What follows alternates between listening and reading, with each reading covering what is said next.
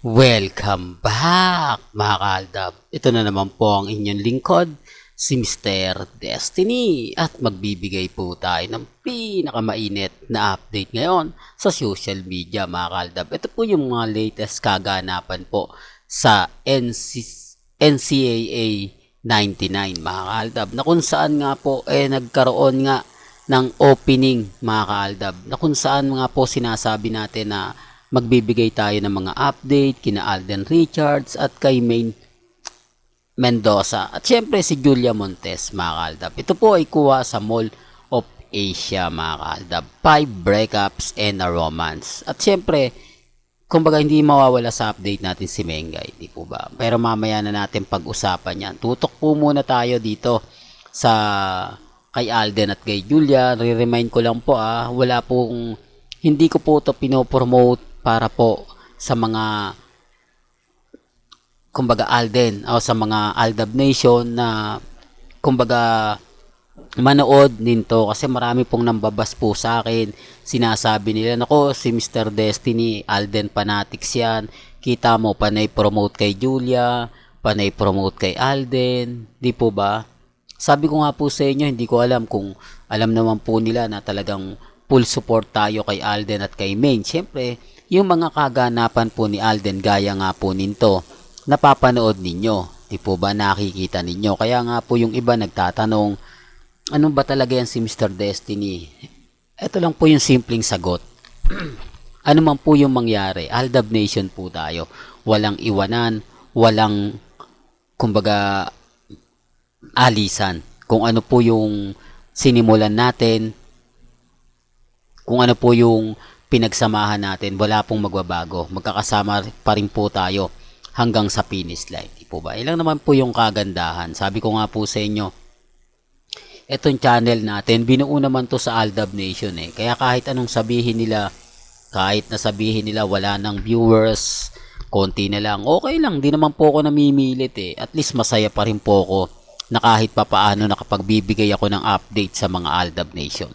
Pero bago tayo magsimula at bago natin ituloy itong mainit na update natin, kung bago ka lang sa channel na to at isa kang true-blooded Aldab Nation na nagmamahal po kila Mengay at Isoy, tama po ang channel na pinuntahan mo, kaya consider na po kitang bagong subscriber. At huwag mong kalimutang i-share ang mga video po natin sa mga mami, sa mga titas, at sa mga senyor. Remind ko lang po mga kaaldab sa mga taong nagre-react, sa mga taong nagko-komento na ganito ganyan, etc. etc. Okay lang yan.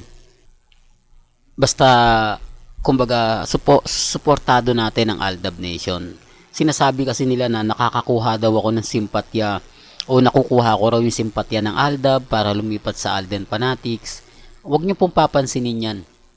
Sabi ko nga wala lang po silang magawa kasi katulad niya wala naman pong binibigay na update si Mengay o may postman po si Mengay. Siya lang, di po ba? Walang, ito yung mga private account na naglalabasan. Sabi ko nga po sa inyo, pag nag-post po ang social media account ni Mengay, talagang yun po yung nagtitrending. Bagamat may mga private account na nagpo-post na kung saan-saan nga po nilalagay yung mukha ni Mengay, kung saan-saan nga po pinapakalat yung picture niya. Tapos mag-edit lang. Di po ba? Makakakuha na ng simpatya sa mga netizen. Makakakuha na ng simpatya sa mga army. Pero wala naman po talaga silang alam. Hindi naman po talaga nila alam kung saan nga po ba nakuha yung photos na yon. Kasi kung titignan nyo lang po mga kaaldab, yung photos ni Congressman Spotted at ni Mengay, wala naman po Hindi po ba? Nire-remind ko lang po yung promotion nila na kumbaga sold out. Hindi ko na po pinapansin yon. Sabi ko nga po sa inyo, okay lang po yun, hayaan nyo na lang.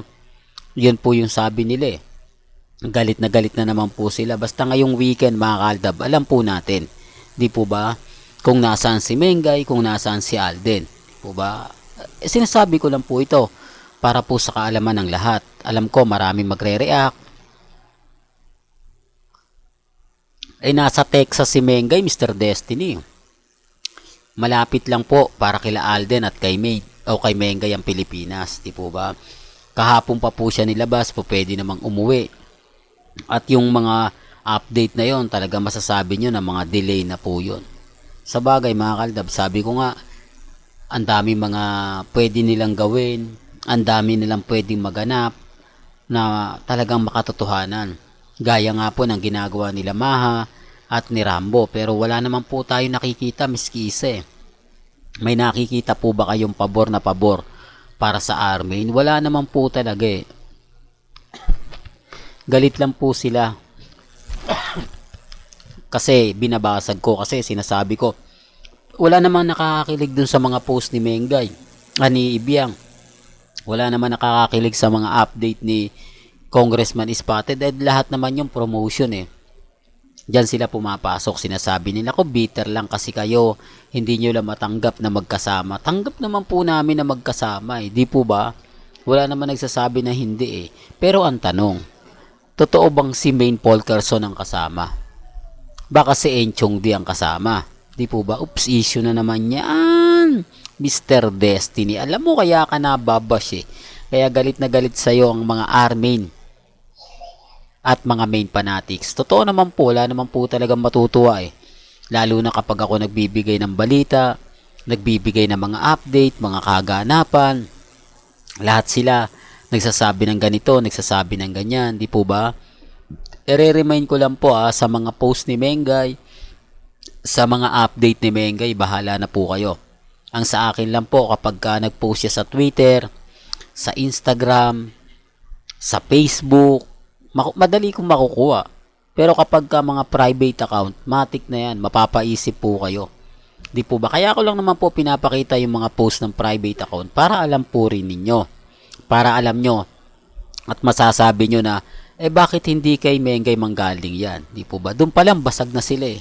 Simple lang po yung tanong ninyo pero may kurot yun. Kahit pa paano mapapaisip yung ibang netizen na oo nga naman, may sariling social media account si Mengay. Meron siyang followers na 6 million. Bakit hindi siya mag-post? Bakit hindi siya mag-update? Yung magpo-post dami lang, hindi mo pa kilala kung sino. Biglang may lumabas na kabuti lang na nag-post ng ganon, tapos nagbayad sa Twitter para kumalat, nagbayad sa Facebook, nag-boost sa Facebook para marami makakita, di po ba? Para lang klaro, para lang po sa kaalaman ng lahat. Well, hanggang dito na lang po yung updates natin Kaya kung gusto nyo pa po ng pinaka-latest at sariwang update, abay tutok lang po kayo dito sa channel ni Mr. Destiny para updated po kayo sa mga bagong video po na ilalabas po natin maya-maya lang. Hanggang sa muli, salamat po sa panonood at pakikinig.